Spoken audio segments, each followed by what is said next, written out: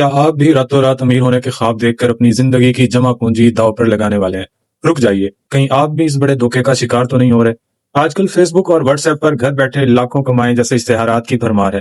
جب میں نے ان پر تحقیق کی اور سوشل میڈیا پر متاثرہ لوگوں کی کہانیاں پڑھی تو روح کانپ گئی۔ سینکڑوں نوجوان رو رہے ہیں کہ انہیں دفتر میں نوکری کا جھانسا دے کر بلایا گیا، لیکن وہاں پہنچ کر پتہ چلا یہ تو صرف معصوم لوگوں کو پھنسانے کا ایک جال ہے۔ ٹائنس نامی یہ کمپنی آپ سے کہتی ہے پہلے 40-50 ہزار روپے کا سامان خریدیں اور پھر مزید لوگوں کو اس کام میں لائیں۔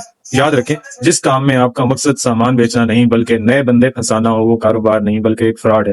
حکومتی ادارے SEC نے بھی بار بار خبردار کیا ہے کہ ایسی کمپنیاں جو عوام سے پیسے اکٹھے کرتی ہیں وہ غیر قانونی کام کر رہی ہیں۔ اس کمپنی کا دوسرا بڑا ہتھیار جھوٹ ہے۔ یہ اپنے عام سے سپلیمنٹس کو کینسر اور گردوں جیسی سنگین بیماریوں کا علاج بتاتے ہیں۔